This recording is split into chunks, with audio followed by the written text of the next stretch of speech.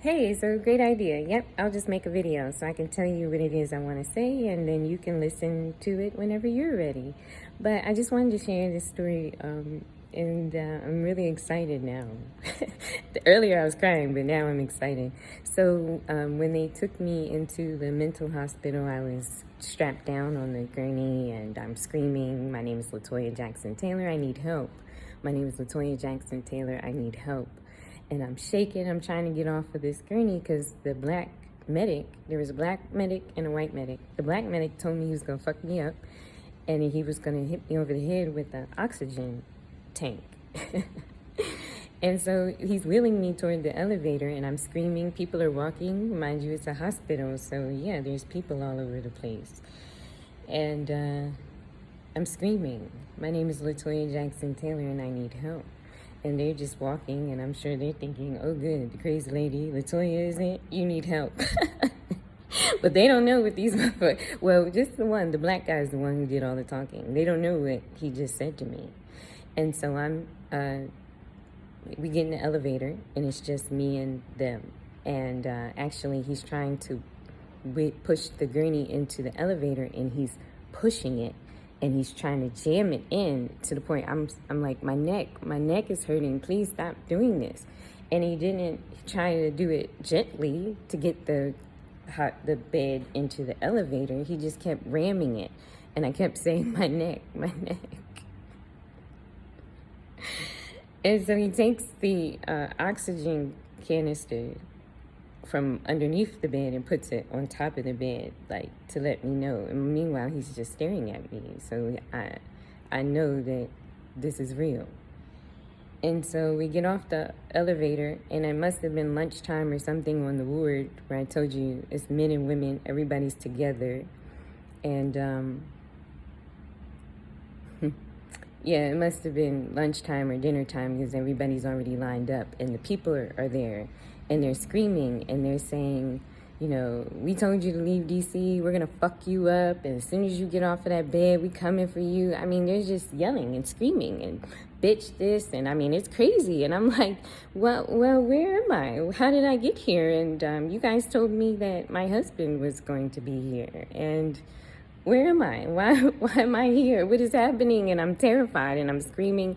All these thoughts are running through my head like, okay, it's one thing to get dead, but it's another thing to get tortured to death, right? Like, I'm not afraid to die. Like, that shit's inevitable. But to be tortured, like, damn, son, I'm going out like this. This is what I'm thinking, right? Like, damn, I really fucked up my life if this is the end. But anywho, finally, the nurse comes over to the bed and she takes me, I don't know if she's a nurse, I don't know what her qualifications are, but she unstraps me and I run off the bed toward the chair. There's a chair sitting in the hallway, and like this chair, like over here, like these chairs, right? There's a chair. And I jump off the bed, I run to the chair, I get down on my knees, and I started singing, "This little light of mine, I'm gonna let it shine. This little light of mine, I'm gonna let it shine, let it shine, let it shine, let it shine."